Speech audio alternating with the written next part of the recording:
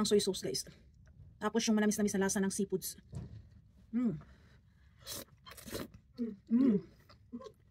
Sarap.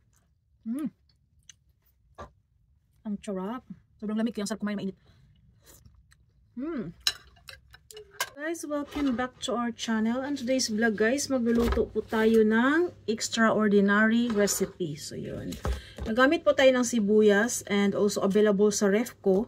But actually yung main talaga dito is ito, shell. Or asari na tawag nila dito, asari. Then ito din available din sa ref ko kaya isasama ko nilang kasi konti na lang siya. Then ano nga ba yung ating main? Instead of rice, I eat udong today. Udong. Then, with tokwa or tofu. So, yun guys. First is gagawa po tayo ng seasoning. Ito po ay cornstarch. Then, based on soy sauce lang po ito guys. Based on soy sauce. Soy sauce po ang magbibigay sa kanya ng lasa. No? So, then, dagdagan na rin natin ng lasa ng isda. Ito po ay fish seasoning powder.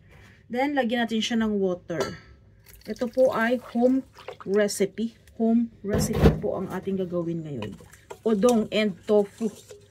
And delicious sauce. So, watch until end guys. So, iset aside natin yan. Yung ating sauce. Then, i-prepare natin ito. Ito po ay ayan siya. Ito po ay kanikama or actually, pwede na itong kainin eh. Bibigay din siya ng extra na lasa. Sarap. Imitation crab meat guys. Then mayroon tayong sibuyas dahon or onion leek. Then ayun nga, pinakita ko na kanina. So let's start cooking guys. Keep watching. So yan, first as mag-isa po tayo guys ng sibuyas or onion leek. Then ito po ay home cook. AC and delicious home cook. So, instead of rice, I use udong for this. At ilagay na po natin ang ating asari or yung ating sabay na rin natin ito. Ayan, amintay ko or egg fish. So, yun. Nagbibigay yan sila ng extra na lasa.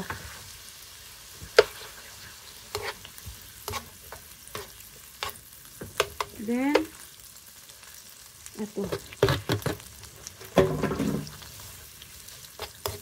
Halos sabay-sabay na eh. Kasi ito kasi luto na kasi ito. Halos lahat luto na yan kasi. Yung ano natin, ito, is ano yan, boiled na yan siya. So, ganyan sila magbenta.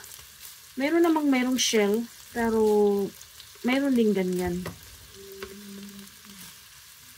So, ating lutuin ang ating tokwa. So, no need rice kasi may udong na may tokwa pa. Yun.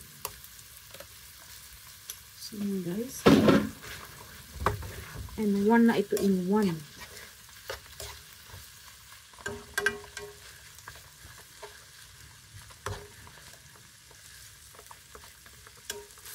Halos luto na kasi lahat eh. Kaya okay lang pagsabay-sabayin. Tapos on the other side, ilagay natin yung ating udong. Udong is also boiled na rin. So para initin na lang natin siya kumbaga. Iinitin na lang natin yung ating tokwa at saka udong. Kaya natin takpan siya para mas magiging mainit talaga. So guys, ang ating luto. Keep watching guys. Ayan guys, lumambot na po yung ating udong. So, pwede na po natin siyang i-separate. At ito po ay iniinit na lang naman. Hindi na siya kailangang lutuin dahil siya po ay boiled na. So, yan. Natin siyang i-set aside yung ating udong. Then, after natin siya i-set aside guys,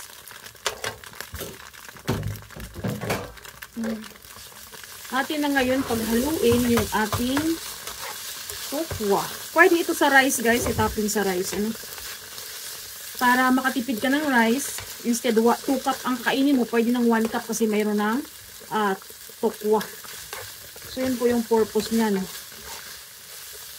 Then, on this part, ilagay na po natin yung ating seasoning na minix ng cornstarch and soy sauce. And also yung dashi or yung seasoning mula sa isda. So, yan po. Yan po yung ating soap base. Then, lagyan po natin siya ng sibuyas to make it more delicious. O, diba? So, yan. So, atin po siya ngayon lutuin kasi mayroon siyang tubig at intayin natin siyang medyo lumapot. At pagkatapos niyan, pwede mo na siyang i-topping sa iyong udong or di kaya rice. So, ngayon, udong muna ang aking trip. Trip ko muna ngayon ay udong. So, yan guys, lumapot na po yung ating sabaw. Ayan, durugin natin. Kasi itlog yan ng isda eh. Thousands of eggs. A fish egg. Then yan po ay salty. Kaya, no need to put a lot of seasoning on your soup. So, pwede mo siyang itapping sa rice guys. Rice ko is hindi pa puluto. Nagsaing ako para sa aking anak. Ako naman ay udong muna ang aking babanatan ngayon. At isang araw pa ako nag-craving ng udong. Ay, na lang. So, ayan guys. Ito po yung ating sabaw or soup sa ating udong. And on this part, ilalagyan na po natin yung ating udong guys. Keep watching. Ayan po guys, ang ating udong. Ilalagyan na po natin siya ngayon ng ating nagawa na sauce. So, yun. At nag-craving din ako nitong tokwa na to. Ang sarap kasi ng tokwa na to eh. Then, the rest is kanin. Hindi ko siya kayang ubusin kasi marami yan. And for sure, kakain dyan ng aking dalaga dahil favorite niya yung mintay ko. So, more pa. Katakawan mo, day. Takaw pa more. So, until here, guys, thanks for watching. Done my udong original recipe, okay? So until here, thanks for watching guys.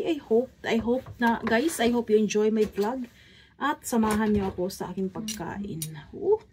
Itadaki mas. So yun po.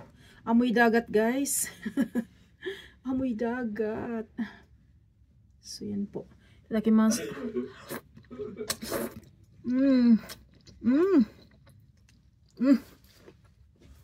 Mapapawaw ka. Perfect lang yung lasa niya. Nangingibabaw yung lasa ng soy sauce, guys. Tapos yung manamis-namis na lasa ng seafoods.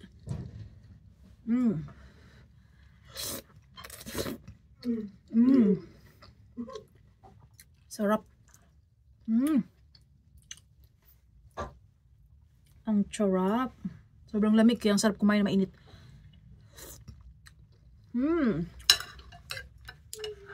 Thank you, Lord. So until here, guys, thanks for watching. Bye-bye. Please do thumbs up, subscribe.